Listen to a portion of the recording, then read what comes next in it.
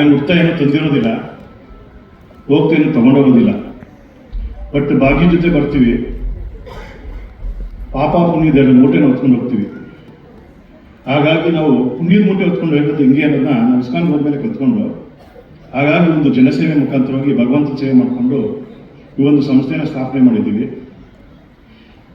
ಈಗ ಎಲ್ಲ ಕಡೆನೂ ಭಗವಂತ ಇರೋಕ್ಕಾಗಲ್ಲ ಅಂತ ಮನೇಲಿ ಯಾರು ಸೃಷ್ಟಿ ಮಾಡಿರ್ತಾರೆ, ತಾನೇ ಸೃಷ್ಟಿ ಮಾಡಿರ್ತಾರೆ. ಅದೇ ರೀತಿ ಭಗವಂತ ಎಲ್ಲ ಹೊಂದಿರೋ ವ್ಯಕ್ತಿಗಳ ಹತ್ರ, ಎಲ್ಲ ಕಷ್ಟದ ವ್ಯಕ್ತಿಗಳ ಹತ್ರ ಡೈರೆಕ್ಟಾಗಿ ಹೋಗೋಕ್ಕಾಗೋದಿಲ್ಲ ಅಂತ ಈ ಒಂದು ಏನಿದೆ ಈಗ ರಾಜಮಾರ್ಗ ಫೌಂಡೇಶನ್ ಸಂಸ್ಥೆನ ಹುಟ್ಟಾಕಿರ್ತಾನೆ. ಇದು ಭಗವಂತನ ಒಂದು ಸಂಸ್ಥೆಯಲ್ಲಿ ನಾವೆಲ್ಲ ಕೆಲಸ ಮಾಡ್ತಿರೋ ಒಬ್ಬ, ಕೆಲವ್ರಿಗೆ ಮ್ಯಾನೇಜರ್ ಕೆಲಸ, ಕೆಲವ್ರಿಗೆ ಸೂಪರ್ವೈಸರ್ ಕೆಲಸ, ಕೆಲವ್ರಿಗೆ ಕ್ಲೀನರ್ ಕೆಲಸ ಈ ಥರ ಕೊಟ್ಟಿರ್ತಾನೆ. ಅದೇ ರೀತಿ ನಮಗೊಂದು ಭಗವಂತನ ಒಂದು ದೊಡ್ಡ ಫ್ಯಾಕ್ಟರಿ ನಮಗೊಂದು ಕೆಲಸನ ಕೊಟ್ಟಿದ್ದಾನೆ ಅಂತ ತಿಳ್ಕೊಂಡು ನಾವು ರಾಧಾಕೃಷ್ಣ ಚಾರಿಟಬಲ್ ಟ್ರಸ್ಟ್ ಅನ್ನೋ ಒಂದು ಸಂಸ್ಥೆನ ಓಪನ್ ಮಾಡಿದ್ದೀವಿ. ನೊಂದ ಜೀವಿಗಳಿಗೆ ಹಸಿದ ಹೊಟ್ಟೆಯಲ್ಲಿ ಭಗವಂತನ ಕಾಣ ಒಂದು ಭಾವನೆ ಇಟ್ಕೊಂಡು ನಾವು ಪ್ರತಿನಿತ್ಯ ಸುಮಾರು ಅನಾಥಾಶ್ರಮಗಳು, ವೃದ್ಧಾಶ್ರಮಗಳು ಮತ್ತು ಕೆಲವೊಂದು ಜಾಗಗಳನ್ನ ಗುರುತಿಸಿ ಈ ಕೂಲಿ ಕಾರ್ಮಿಕರು ಎಲ್ಲಿ ಹಸಿದಿರ್ತಾರೆ, ಇನ್ನು ಬಸ್ ಸ್ಟ್ಯಾಂಡ್ಗಳು, ಹಾಸ್ಪಿಟ್ಲಲ್ಲಿ, ಈ ಕೆಲವು ಹಾಸ್ಪಿಟಲ್ಗಳಲ್ಲಿ ಫ್ರೀಯಾಗಿ ಟ್ರೀಟ್ಮೆಂಟ್ ಕೊಡ್ತಾರೆ. ಬಟ್ ಅವ್ರನ್ನ ನೋಡ್ಕೊಳಕ್ಕೆ ಬರೋರಿಗೆ ಊಟ. ಸಂತೋಷ್ ಹೆಗಡೆಜಿ, ರಮೇಶ್ ಭಟ್ ಸರ್, ಮದನ್ ಪಟೇಲ್ ಸರ್ ಮತ್ತು ನಾರಾಯಣ ಸ್ವಾಮಿ ಅವರು, ಅನೇಕ ಗಣ್ಯರೆಲ್ಲ ಕೂತಿದ್ದಾರೆ. ಈಗ ಹೆಚ್ಚು ಮಾತಾಡಬೇಕು ಅಂದರೆ ಆಮೇಲೆ ಮಾತಾಡ್ಬೋದಿತ್ತೆ, ನಾವು ಎರಡೇ ಮಾತಲ್ಲಿ ಮುಗಿಸ್ತೀನಿ. ಈ ಕಡೆ ಇವರು ರೈತ ವಿಭಾಗ ಜೀವ ಕೊಡೋಂಥವ್ರು, ಇವರು ಆರೋಗ್ಯ ವಿಭಾಗ ಜೀವನ ಕೊಡೋರು, ನಾವು ಎರಡರ ಮಧ್ಯೆ ಇರೋ ಮನಸ್ಸನ್ನ ಆನಂದ ಕೊಡೋರು. ನಾವು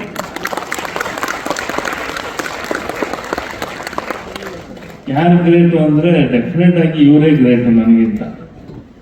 ಯಾಕಂದರೆ ನಾವು ಬರೀ ಆನಂದ ಅಷ್ಟೇ ಕೊಡೋಕ್ಕೆ ಸಾಧ್ಯ.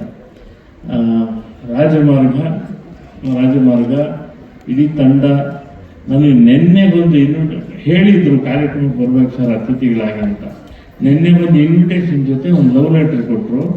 ಏನಂತ ಓಪನ್ ಮಾಡಿದ್ರೆ ನಿಮಗೆ ಸ್ಫೂರ್ತಿ ರತ್ನ ಕೊಟ್ಟಿದ್ದೀವಿ ಅಂದರೆ, ನಾನು ಯಾವ ಸ್ಫೂರ್ತಿ ರತ್ನಪ್ಪ ಅಂತ, ಇಲ್ಲ ಸರ್ ಅಂತೇನೋ ಅವರ ಅಭಿಮಾನ ಮತ್ತು ಅವ್ರು ಕಂಡುಕೊಂಡದ್ದೇನು ಅಂತ ಗೊತ್ತಿಲ್ಲ ನನಗೆ. ಒಳ್ಳೆಯದಾಗಲಿ. ರಾಜಮಾರ್ಗದ ಅವರ ಕಥೆ ಆರಂಭ ಮತ್ತು ಇಲ್ಲಿ ತನಕದ ಬೆಳವಣಿಗೆ ನೋಡಿದಾಗ ನಿಜಕ್ಕೂ ಸಂತೋಷ ಆಗುತ್ತೆ. ಯಾಕೆ ಅಂದರೆ ಇಂಥದ್ದೊಂದು ಪಡೆ ಇದೆ ಅಂತ. ದುಃಖ ಆಗುತ್ತೆ ಯಾಕೆ ಅಂದರೆ ಇಂಥದ್ದೊಂದು ಸಮಾಜದಲ್ಲಿ ನಾವಿದ್ದೀವಿ ಅಂತ. ಆ ಥರದ ದುರಂತ ಸಮಾಜದಲ್ಲಿದ್ದೀವಿ. ಎಲ್ರಿಗೂ ಉಚಿತ ಆರೋಗ್ಯ, ಉಚಿತ ಶಿಕ್ಷಣ ಸಿಗಬೇಕು ಅನ್ನೋದು ಈ ದೇಶಕ್ಕೆ ಭಾಳ ಮುಖ್ಯವಾಗಿ ಬೇಕಾದ್ದು. ಅದನ್ನು ಬಿಟ್ಟು ಮಿಕ್ಕಿದೆಲ್ಲ ಮಾಡ್ತಾರೆ. ಮೇಡಮ್, ನಮ್ಮ ಹಿರೇಮಠ ಮೇಡಮ್ ಹೇಳ್ತಿದ್ರು, ನೀವು ಬನ್ನಿ ಉತ್ತರ ಕರ್ನಾಟಕಕ್ಕೆ ಅಂತ. ಒಳ್ಳೆಯದೇ. ಅಲ್ಲಿ 8 ಸಲ 9 ಸಲ MP-ಗಳಾದವರು ಇವಾಗಲೂ ಇದ್ದಾರೆ. ಆದರೆ ಇವತ್ತಿಗೂ ಅವರು ಅಲ್ಲಿನ ಹೆಣ್ಮಕ್ಳು ಚೊಂಬಿಡ್ಕೊಂಡು ಹೊಲದ ಕಡೆ ಹೋಗೋದನ್ನು ತಪ್ಪಿಸಿದ್ದು ಇತ್ತೀಚೆಗೆ ಅಷ್ಟೇ ತಪ್ಪಿಸಿದ್ದು ಕೇಂದ್ರ ಸರ್ಕಾರ. ಇನ್ನೂ ಇದೆ ಅಂತ ಅನ್ಸುತ್ತೆ ನನಗೆ. ಇನ್ನೂ ಟಾಯ್ಲೆಟ್ ಬಿಡದೇ ಇರುವಂಥವ್ರು ಇರ್ತಾರೆ. ಈ ಥರದ ವ್ಯವಸ್ಥೆಯಲ್ಲಿದ್ದೀವಿ. ಈ ವ್ಯವಸ್ಥೆಗಳು ಬದಲಾಗಬೇಕು. ರಾಜಮಾರ್ಗಕ್ಕೆ ಯಶಸ್ಸು ಇನ್ನಷ್ಟು ಮತ್ತಷ್ಟು ಸಿಗಲಿ ಅಂತ ಹಾರೈಸ್ತೀನಿ. ನನ್ನ ಆತ್ಮೀಯ ಸ್ನೇಹಿತರು, ನಮ್ಮ ಸಾಹೇಬರಿದ್ದಾರೆ, ಮುನ್ರಾಜ್ ಅವರಿದ್ದಾರೆ, ಮತ್ತು ಮಾನಸ ಅವರು, ಉಷಾ ಸಾಧು ಅವರ ಬ್ರದರ್ ಉಷಾ ಅವರಿದ್ದಾರೆ. ಹಣ ಸರಿಯಾದ ರೀತಿಯಲ್ಲಿ ಹಣವನ್ನು ದುಡಿಬೇಕು.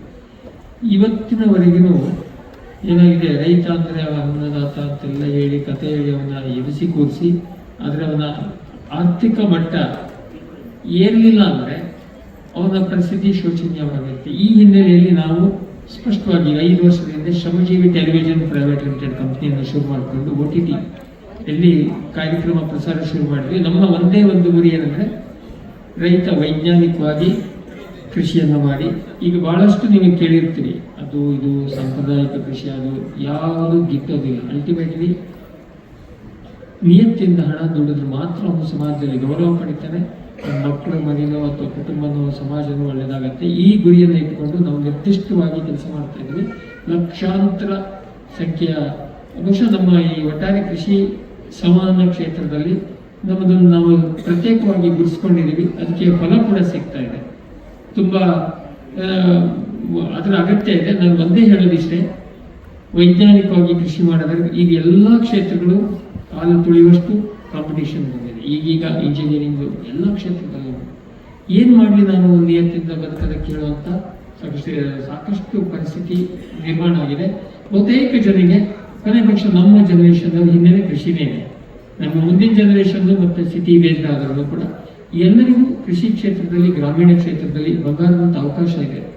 ಅದನ್ನು ಯಾವ ರೀತಿ ಅವಕಾಶ ಅದನ್ನು ತೋರಿಸೋದೇ ನಮ್ಮ ಶ್ರಮಜೀವಿ ಟೆಲಿವಿಷನ್ ಪ್ರೈವೇಟ್ ಲಿಮಿಟೆಡ್ ಕಂಪ್ನಿಯಿಂದ. ಹಾಗಾಗಿ ಕೃಷಿಗೆ ಭವಿಷ್ಯ ಇಲ್ಲ ಹೇಳುವಂತಹ ಸಂದರ್ಭದಲ್ಲಿ ಕೋಟ್ಯಾಂತರ ರೂಪಾಯಿ ಖರ್ಚು ಮಾಡಿ ನೀವು ಕೃಷಿಗೆ ಟಿವಿ ಯಾಕಪ್ಪ ಮಾಡ್ತೀರಾ ಅಂತ ಹೇಳಿ ನನಗೆ ಬಹಳ ಜನ ಪ್ರಶ್ನೆ ಕೇಳಿದ್ರು. ಅದನ್ನು ಈಗ 5 ವರ್ಷದಲ್ಲಿ ನಾವು ಸಾಧಿಸಿ ತೋರಿಸಿದ್ವಿ. ನಂದು ಒಂದೇ ರಿಕ್ವೆಸ್ಟ್ ಏನಂದ್ರೆ, ಯಾರಿಗೆಲ್ಲ ಕೃಷಿನಲ್ಲಿ ಆಸಕ್ತಿ ಇದೆಯೋ ನಮ್ಮ ಸಂಪರ್ಕಕ್ಕೆ ಬಂದು ನಮ್ಮ ಜೊತೆ ಕೈ ಜೋಡಿಸಿ. ಹಾಗಾಗಿ ನಾವು ಒಂದೇ ಕೊನೆಗೆ ಹೇಳೋದೇನೆಂದ್ರೆ, ಕೃಷಿಯಲ್ಲಿ ಅದ್ಭುತ ಅವಕಾಶ ಇದೆ.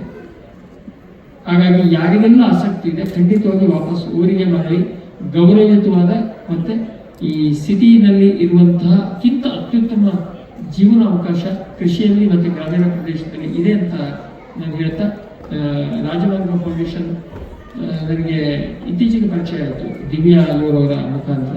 ನಾನು ಫಸ್ಟ್ ಕೇಳಿದ್ದು ಯಾಕ್ರಪ್ಪ ಮಾಡ್ತೀನಿ, ಇದರಿಂದ ನಿಮ್ಗೇನು ಪ್ರಯೋಜನ ಅಂತ ಹೇಳಿ.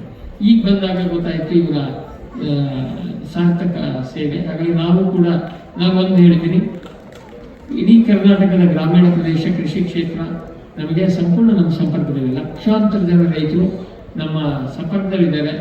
ಅವರನ್ನೆಲ್ಲ ಈ ಥರದ್ದು ಸಂಸ್ಥೆಗಳಿಗೆ ಕನೆಕ್ಟ್ ಮಾಡುವಂಥ ಒಂದು ಅದ್ಭುತ ಅವಕಾಶ, ಪ್ಲಾಟ್ಫಾರ್ಮ್ ನಮ್ಮ ಹತ್ರ ಇದೆ. ಅದನ್ನು ಸಮರ್ಥವಾಗಿ ಬಳಸ್ಕೋತಾರಂತ ಅಂದ್ಕೊಂಡು ಇಲ್ಲಿ ಅವಕಾಶ ಕೊಟ್ಟಿರುವಂಥ ಎಲ್ಲರಿಗೂ ಧನ್ಯವಾದವನ್ನು ಹೇಳ್ತಾ, ಹಿರಿಯರಿಗೆ ನಮಸ್ಕಾರವನ್ನು ಹೇಳ್ತಾ ಎರಡು ಮಾತಾಡೋದಕ್ಕೆ ಅವಕಾಶ. 3 ಜನ ಮಾಸ್ಟರ್ ಇದ್ರು. ಆ ಮಾಸ್ಟ್ರು ಇನ್ನೇನಾದ್ರು ಮಾಡಿ ಸ್ಲೇಟ್ ಬಲ್ಬ ಕೊಡಿ ಓದಿಸ್ಬೇಕು ಅಂತ ಕಟ್ಟಿ ತೊಗೊಂಡು ಹೊಡೆಯೋರು ಡೈಲಿ. ಆ ಹೊಡ್ತಾ ತೊಗೊಂಡೆ ನಾನು SLC ಫಸ್ಟ್ ಕ್ಲಾಸ್ ಬಂದೆ ನಮ್ಮ ತಾಲೂಕಿಗೆ. ಸೊ ಅದೇ ರೀತಿ MBBS ಮೆರಿಟ್ ಅಂತ ತೊಗೊಂಡೆ, no fees. MD general medicine ಮಾಡಿದೆ ಗೌರ್ಮೆಂಟ್ ಕಾಲೇಜಲ್ಲಿ, no fees. DM cardiology Jayadev hospital ಮಾಡಿದೆ, no fees. There is no fees. So ಹೀಗಾಗಿ ನಮ್ಮ ತಾಯಿ ವರಲಕ್ಷ್ಮಮ್ಮ ಅಂತ ಹೇಳ್ಬಿಟ್ಟು ಆ 3 ಜನ ಮಾಸ್ಟ್ರು ಈಗ ಆಲ್ಮೋಸ್ಟ್ 90 ಒಬ್ಬರಿಗೆ ಇಬ್ಬರಿಗೂ ಬೈಪಾಸ್ ಸರ್ಜರಿ ಮಾಡಿದ್ದೀನಿ, ಒಬ್ಬರಿಗೆ ಆಂಜಿಯೋಪ್ಲಾಸ್ಟಿ ಸ್ಟೆಂಟ್ ಹಾಕಿದ್ದೀನಿ, ಒಬ್ಬರಿಗೆ ಪೇಸ್ಟ್ ಮೇಕರ್ ಹಾಕಿದ್ದೀನಿ. 3 ಜನರು ಜೀವಂತವಾಗಿದ್ದಾರೆ. 3 ಜನರು ಫಾಲೋಅಪ್ ಬರ್ತಾರೆ ಹಾಸ್ಪಿಟ್ಲಿಗೆ. ಅದೇ ನನ್ನ ಹಿರಿಮೆ. ನನ್ನ ತಾಯಿ ಹೇಳಿದ್ನಲ್ಲ, ಅವರು ನನಗೆ 0 ಎಜುಕೇಷನು, ತಂದೆನೂ ಏನು ಕಲಿಸ್ಲಿಲ್ಲ. ಮತ್ತೇನು ಕಲಿಸಿದ್ರು ಹಂಗಾರೆ? ನನಗೆ ಸಂಸ್ಕಾರ ಕಲಿಸಿದ್ರು.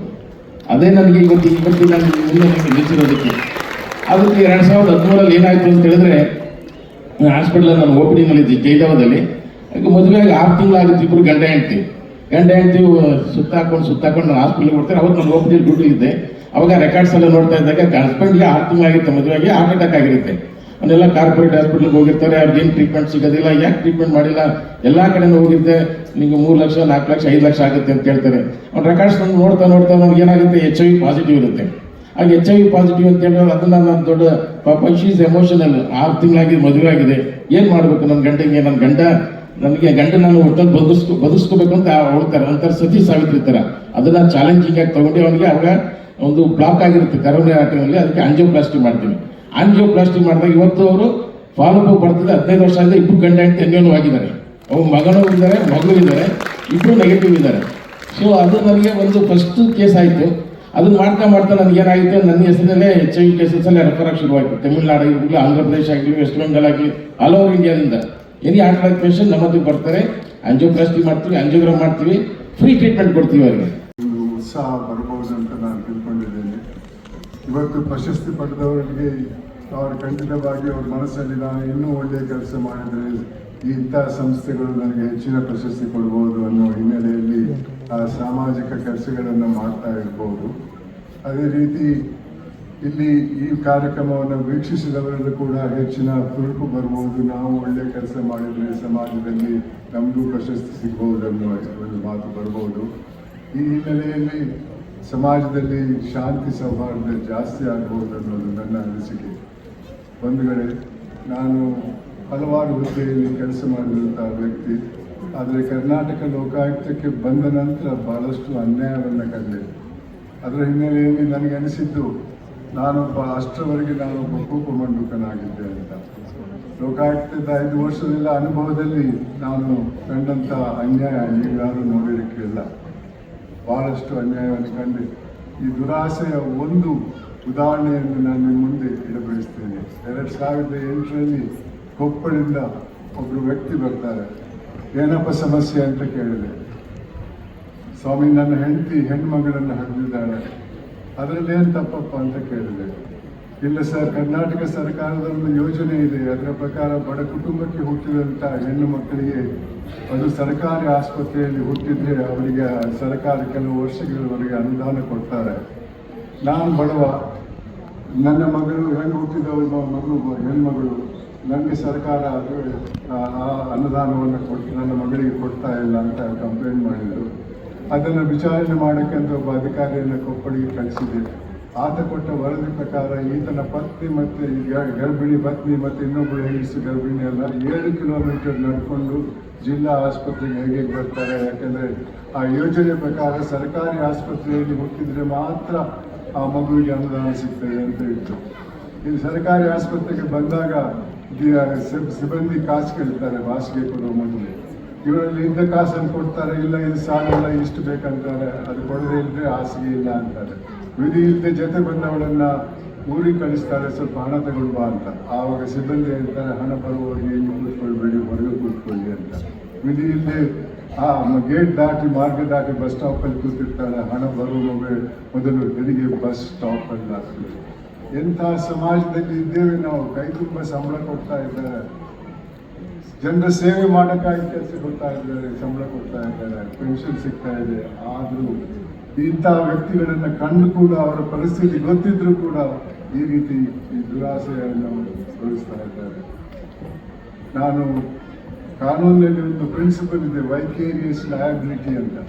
ಅದರ ಪ್ರಕಾರ ಜವಾನ ಮಾಡಿದ ತಪ್ಪಿಗೆ ಯಜಮಾನ ಜವಾಬ್ದಾರಿ ಅಂತ ಹೇಳಿ ಆ ಸರ್ಕಾರಕ್ಕೆ ವರದಿ ಕೊಟ್ಟು, ನಿಮ್ಮ ಸಿಬ್ಬಂದಿಯಿಂದಾಗಿ ಆಕೆಯ ಹೆರಿಗೆ ಬಸ್ ಸ್ಟಾಪಲ್ಲಿ ಆಯಿತು, ಇಲ್ಲದೇ ಇದ್ರೆ ಆಸ್ಪತ್ರೆಯಲ್ಲಿ ಆಗಬೇಕಾಗಿತ್ತು, ಆ ತಪ್ಪಿಗಾಗಿ ಈ ಮಗುವಿಗೆ ಅನುದಾನ ಕೊಡಬೇಕಂತ ಅನುದಾನ ಕೊಟ್ಟು. ಆದರೆ ಇವತ್ತು ಯಾವ ರೀತಿಯಲ್ಲಿ ಆಡಳಿತ ನಡೀತಾ ಇದೆ ಅಂತ ನೀವೇ ಸ್ವಲ್ಪ ತಿಳ್ಕೊಳ್ಳಿ. ಆ ಹಿನ್ನೆಲೆಯಲ್ಲಿ ಇಂಥ ಕಾರ್ಯಕ್ರಮಗಳು ನಡೆದರೆ ಜನರಲ್ಲಿ ಈ ಒಂದು ದುರಾಸೆ ಬಗ್ಗೆ ಒಂದು ವಿರುದ್ಧವಾದಂಥ ಒಂದು ಮೌಲ್ಯ ಬರ್ಬೋದು. ಅದು ತೃಪ್ತಿ ಅನ್ನುವ ಗುಣ. ತೃಪ್ತಿ ಇದ್ದರೆ ದುರಾಸೆ ಬರಲ್ಲ. ತೃಪ್ತಿ ಅಂದರೆ ಒಂದು ಹಂತಕ್ಕೆ ಡಿಗ್ರಿ ಸಿಕ್ತು, ಕೆಲಸ ಸಿಕ್ತಿಲ್ಲ, ಬೇಡ ಸನ್ಯಾಸಿ ಆಗ್ತೇನೆ ಅಂತಲ್ಲ. ಎಲ್ಲರಲ್ಲೂ ಒಂದು ಆಕಾಂಕ್ಷೆ ಅನ್ನುವ ಗುಣ ಇರಬೇಕು. ಜಾಸ್ತಿ ಓದಬೇಕು, ದೊಡ್ಡ ಹುದ್ದೆಗೆ ಹೋಗಬೇಕು, ಶ್ರೀಮಂತನೂ ಆಗಬೇಕು, ಏನು ತಪ್ಪಿಲ್ಲ. ಆದರೆ ಸರಿದಾರಿಯಲ್ಲಿ ಇನ್ನೊಬ್ಬನ ಜೇಬಿ ಕೈ ಹಾಕಿಲ್ಲ, ಇನ್ನೊಬ್ಬನ ಹೊಟ್ಟೆ ಕೈ ಹಾಕಿಲ್ಲ. ಒಂದು ವೇಳೆ ಈ ತೃಪ್ತಿಯನ್ನು ಅಳವಡಿಸಿ ಈ ದುರಾಸೆಗೆ ಮಟ್ಟ ಹಾಕಿ ಮೊದಲು ನಿಮ್ಮಲ್ಲಿ ಅಳವಡಿಸಿ, ನಿಮ್ಮ ಮಕ್ಕಳಲ್ಲಿ ಅಳವಡಿಸಿ.